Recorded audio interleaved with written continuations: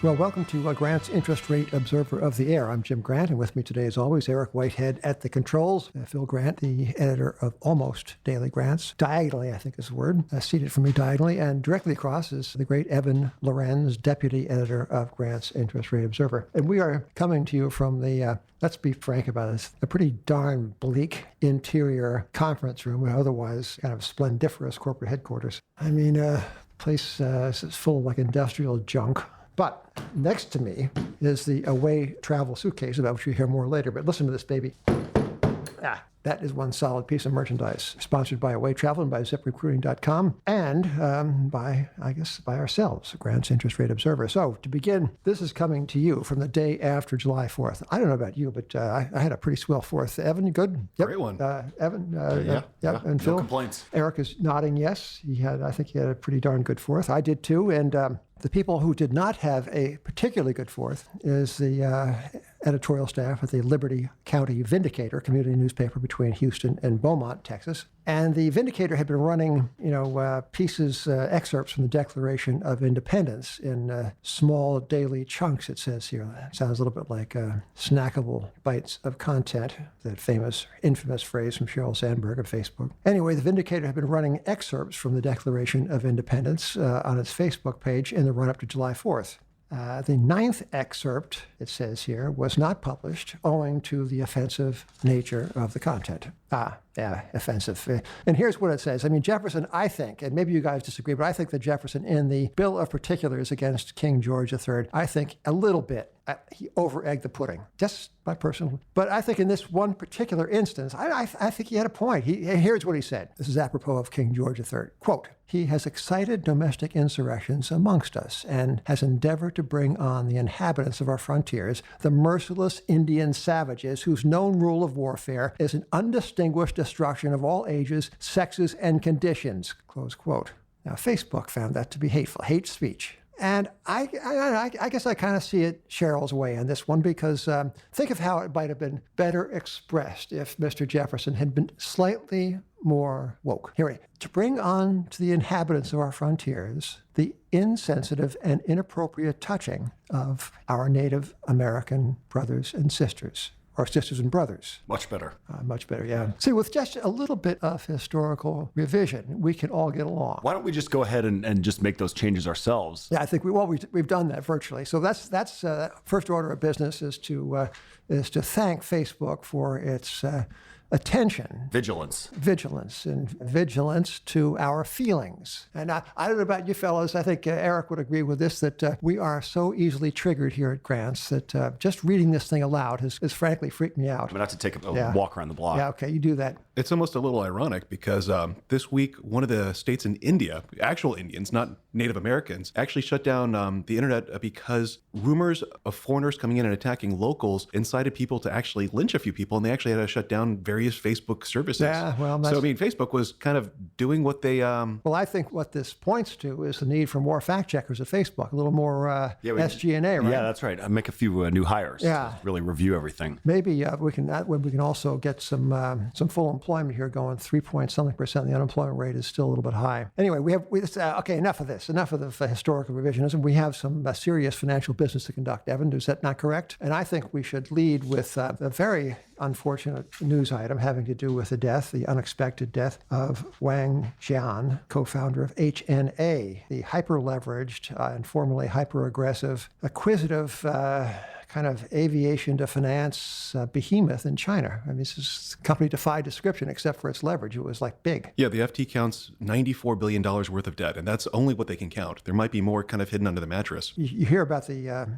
death of a highly leveraged and, I suppose, born upon corporate executive, and you think, suicide or foul play. But I read here in the FT, I have this right at hand, that the deceased was anxious about his longevity, according to one associate, and purchased sets of expensive furniture made of rare sandalwood in the belief this would help him live longer. Now, That is a misconception. Sandalwood is not going to help you if you're falling out of off a wall down 10 meters. That's a great point. This is not the anti-gravity sandalwood, just plain sandalwood. Expensive to be sure and rare, but still, it's not anti-gravitational sandalwood. Anyway, we are left with the unexpected death. Yeah, the FT says sudden. I want everyone to know this. I was writing obituaries for a living even before founding grants. That was 140 years ago. And the Joe Moran, obituary editor at the Baltimore Sun, came to me to correct a piece of copy. I'd written somebody died suddenly. Joe says, everybody dies suddenly, right? It's like, yeah. There you go. He died unexpectedly.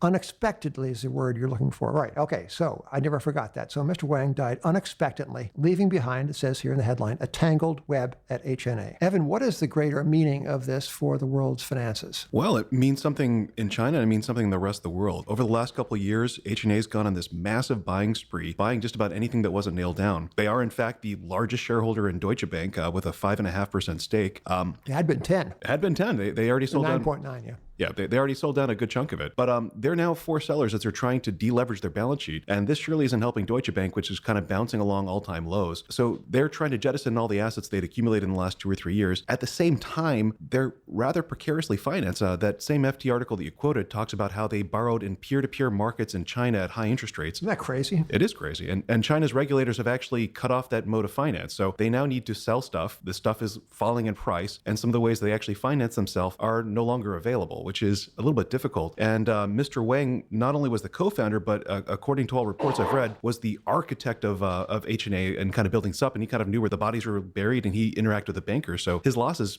pretty meaningful. Yeah, the government is on record, I think, as instructing the banks to cooperate and to finance HNA. And the article also mentions that the banks were told to buy HNA's bonds when they went to issue it. And HNA actually had to lower the amount that it was offering because it didn't get enough bids. So it seems like the banks are perhaps not too happy.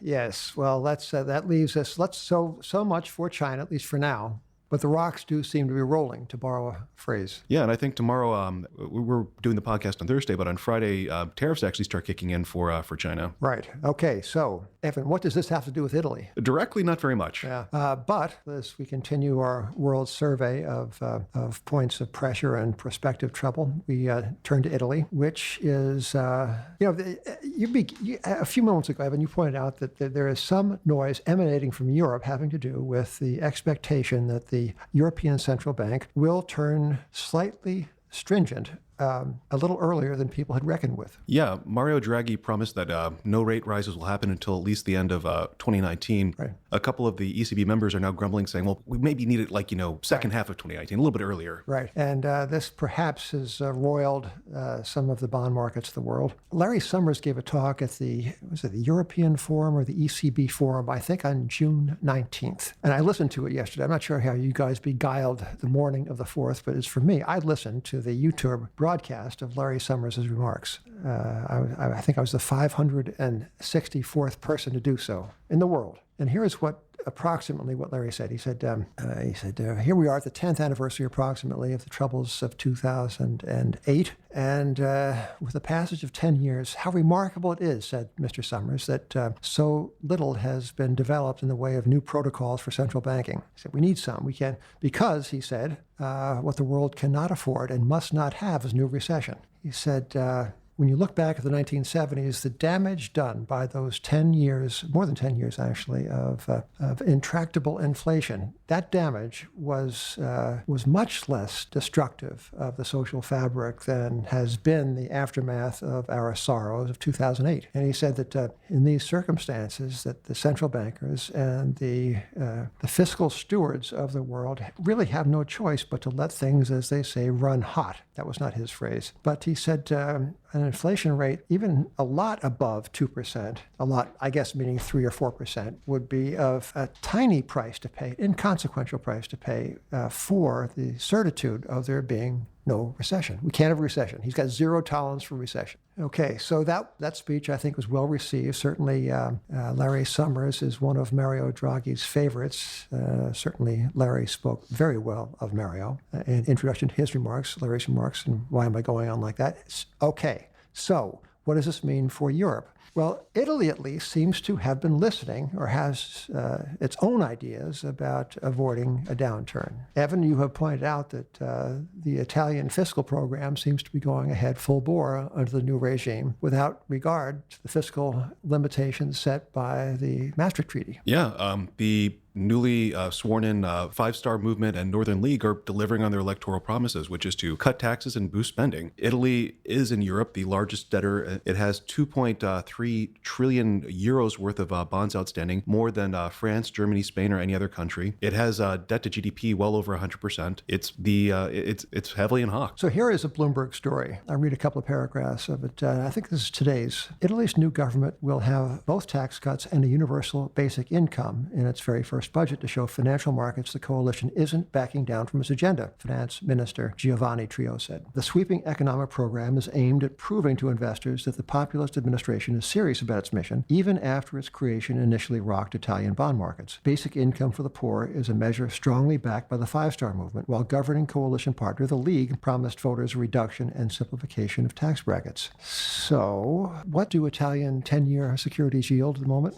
Like 2.7% and change. So that is 10 or so basis points beneath the American 10-year, no? It is, but it's towering over similar borrowers in Europe. Spain is 1.3%. Portugal is 1.8%. It's getting close to Greece, which is just under 4%. So right now in the European markets, they're kind of rating them somewhere between Spain and Greece. Well, Larry Summers had nothing to say about the adulteration of interest rates and the consequences of that distortion in his remarks. He seemed to think that was, what's the basketball phrase? No foul, no harm, no foul. No harm, no foul, yeah. Meanwhile, in this country, Phil Grant, what's happening to junk bond yields? Well, I just spotted this morning the Bloomberg Barclays High Yield Index has been moving. The yield to worst on the index has popped up to a 19-month high since November 16, up at a 6.55% on the broad index. That measure was as low as about 5.25 last fall. So basically, this has sort of round tripped back from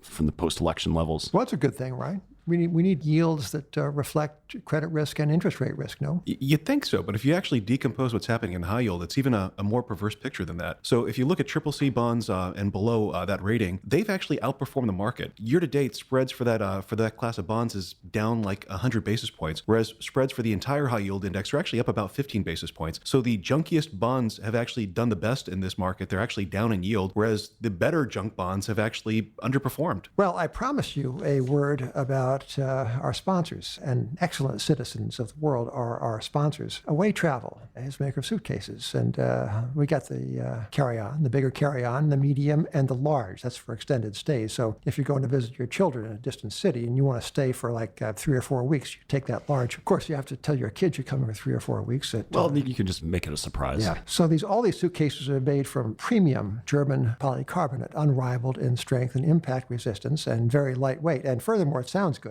Yeah. That's United Airlines proof. The interior features a patent-pending compression system, helpful for overpackers, and the combination lock is approved by... Who? The TSA. Nice. I think that guarantees accuracy. Enter the top of the bag to prevent theft. Although, I don't know, I'm just guessing. If you're a thief and you see there's a combination lock, you could take the suitcase and blast it open, right? Right, yeah. However, this baby is not so easily blasted, just to judge by the sound. So lifetime warranty, anything breaks, we will fix it or replace it for you, forever, for life. 100-day free trial, live with it, vibe with it, travel with it. If at any point you decide it's not for you, return it for a full refund, no questions asked. Free shipping on any away order within the lower 48 states. Now it says here, it says personal experience required. I don't know, I don't have any personal experience. Well, you did just knock on it, and it's very solid. Yeah, that's a personal experience. I guess that'll do that. When, that takes care of the personal experience. So special offer to listeners of your show. I guess they mean our show, right, fellas? Yeah. This is the call to action. So everybody take this thing off chipmunk speed and listen. For $20 off a suitcase, visit awaytravel.com/grantspod and use promotion code grantspod during checkout. For $20 off suitcase, visit awaytravel.com/grantspod and use promo code grantspod during checkout. Bang. says here, exclamation point. All right, that's the call to action. Done. What is the comparison in the stock market to the outperformance of the lowest rated speculative grade debt? Well, I mean, right now in the stock market, we're seeing the Russell 2000 outperform the S&P 500. The Russell 2000 is, of course, composed of smaller companies, who often are not as well financed as the 500 largest companies in the U.S. And a substantial portion of that index shows companies making losses, no? I believe so, yes. The other comparison you might make is I wish I had it in front of me, but a few weeks ago, Goldman published a research note about just insane outperformance of heavily shorted companies that we saw around the middle of June. Wish I had the data in front of me. I don't. Well, I mean, imagine yourself in the shoes of a short seller these days. You are up against not only a momentum-driven, ferocious, and to the participants in it, a quite lovely bull market. You are up against the indiscriminate fad or trend in indexation, indiscriminate with respect to valuation, indiscriminate with respect to securities analysis. That trend in indexation is certainly a wind at the back of the largest and most successful components of the S&P. And a new thing, you're up against artificial intelligence. So I get this from a friend of mine who is on the receiving end of some of these untender ministrations to the short sellers. AI, the software designed with AI protocols, scans a press release for optimistic words like higher, record, greatest, etc. And it likes that, does the AI, and it buys that. And we have, Evan, at Grant's Interest Rate Observer, I think we've encountered press releases that seemingly are alive with these coded words. We did indeed. In a recent issue, we looked at a engineering, procurement, and construction company who the worse their cash flow got, the more numbers record appeared in the press release. And you could actually chart that.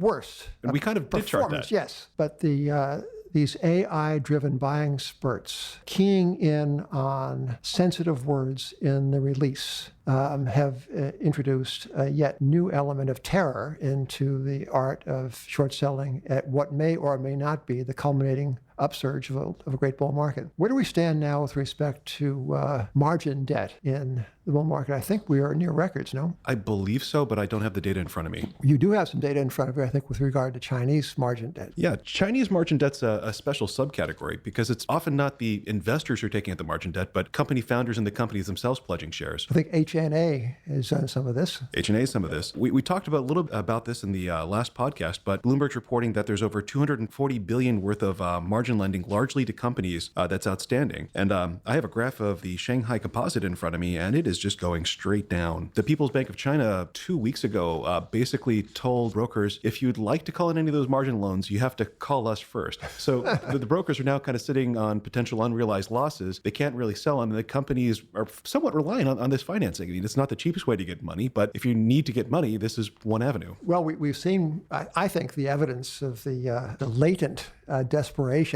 Some of these troubled borrowers is the recourse that HNA has had to peer-to-peer lending at interest rates of 7 to 11%, time when what's official Chinese bank rate? Way low single digits. Are you hiring? And if you read the papers, everybody's hiring as well. They might. Every business needs great people and a better way to find them. So something better than posting your job online and just praying for the right people to see it, although prayer never hurt. Now, ZipRecruiter knew that there was a smarter way, so they built a platform that finds the right job candidates for you. ZipRecruiter learns what you're looking for, identifies people with the right experience, and invites them to apply to your job. Not for your job, so nobody get insecure. It's to your job. These invitations have revolutionized how you find your next hire. In fact, 80% of employers who post a job on ZipRecruiter get a quality candidate through the site in just one day. And ZipRecruiter doesn't stop there. They even spotlight the strongest applications you receive, so you never miss a great match. The right candidates are out there. ZipRecruiter is how you find them. So right now, my listeners can try ZipRecruiter for free. That's right, Free. Just go to ZipRecruiter.com/grant. That's ZipRecruiter.com/grant. ZipRecruiter.com/grant. ZipRecruiter, the smartest way to hire. So fellas, we got Italy, right? We got China. Yeah. We got junk bonds. And we got the Declaration of Independence. I guess that's a pretty comprehensive view of the world, no? I think it's pretty good. Yeah. Yeah, this is a job. What do you think, done. Eric? Yeah, Eric's nodding his assent. Ladies and gentlemen, thank you for listening. This is Jim Grant on behalf of Grant's Interest Rate Observer of the Air. Talk to you soon.